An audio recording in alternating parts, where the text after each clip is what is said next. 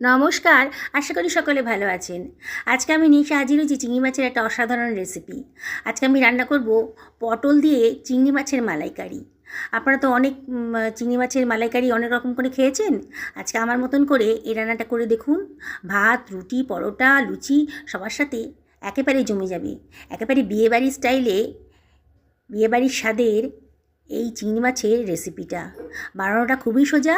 আর এই রেসিপিটা এত সহজে বানানো যায় যে আপনারা না দেখলে বিশ্বাস করবেন না। একটা বাটিতে আমি গরম জল দিয়ে দিয়েছি ফুটতে। এর মধ্যে দিয়ে দিলাম খানিকটা লবণ আর চারখানা ডুমো করে কেটে রাখা আলু। চারখানা আলুকে আমি ডুমো করে কেটে রেখেছিলাম, আগেতে ধুয়ে রেখেছিলাম, দিয়ে দিলাম। দিয়ে একটু ভাপিয়ে তুলে রেখেছি। কড়াইতে তেল গরম হয়ে গেছে।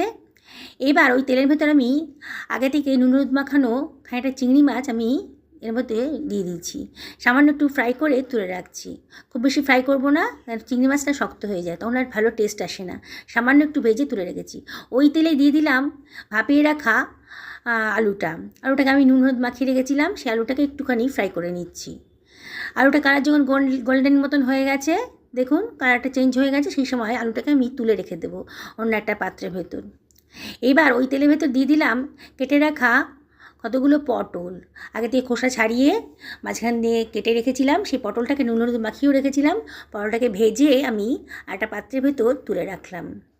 এবার ওই তেলের ভেতর দিয়ে দিলাম খানিকটা গোটা গরম মশলা, আর এই দিয়ে দিলাম হাফ টেবিল চামচ মতো গোটা জিরে।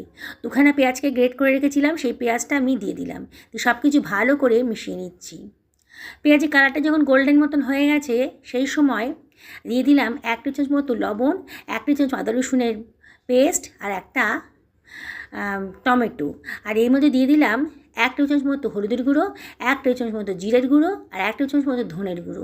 আর দিয়ে দিলাম 1 টেবিল চামচ মতো লঙ্কার গুঁড়ো।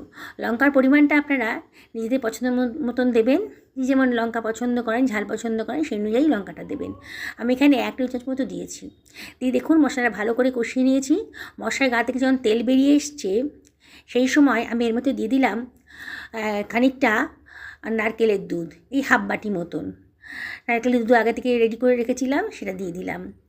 এর টেস্টটা কিন্তু অসাধারণ হয়। এবার ভেজে রাখা আলুটার মধ্যে দিয়ে দিলাম, দিয়ে পটলটাও দিয়ে দিলাম, দিয়ে আমি সব কিছু ভালো করে মিশিয়ে নিচ্ছি। বন্ধুরা, আমি আপনাদের রিকোয়েস্ট করব একবার অন্তত আমার এর মতন করে এই রান্নাটা করে দেখুন। সত্যি এই স্বাদ কিন্তু অতুলনীয়, ভুলতে পারবেন না, সারা জীবনেও এর স্বাদ মুখে লেগে থাকবে। এবার খানিকটা কষিয়ে নিয়ে এর ভেতর দিয়ে দিলাম ভেজে রাখা চিংড়ি মাছগুলো, আবারও খানিকক্ষণ কষিয়ে নিচ্ছি।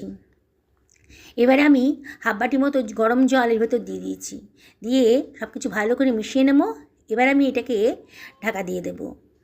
মিনিট 5-6 মতো ঢাকা দিলেই পরে কিন্তু রান্নাটা হয়ে যাবে। আলুটাও সেদ্ধ করা আছে, পটলটাও ভাজা আছে, সেদ্ধ হয়ে যাবে। তাহলে সব কিছুই দেখুন মিনিট 5 হয়ে গেছে, আমার কিন্তু রান্নাটা প্রায় কমপ্লিট হয়ে গেছে। এবার দিয়ে দিলাম 1 টেবিল চামচ মতো গরম মশলার গুঁড়ো, আর দিয়ে দিলাম 1 টেবিল চামচ মতো গাওয়া ঘি।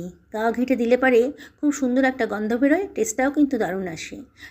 আমার রান্নাটা কমপ্লিট হয়ে গেছে, এবার আমি সার্ভ করে দেবো। বন্ধুরা, রেসিপিটা ভালো লাগলে লাইক করবেন, শেয়ার করবেন, আর অবশ্যই কমেন্ট করে জানাবেন যে আপনাদের কেমন লাগলো। আপনারা সকলে ভালো থাকুন এই কামনা করে ভিডিওটা শেষ করছি।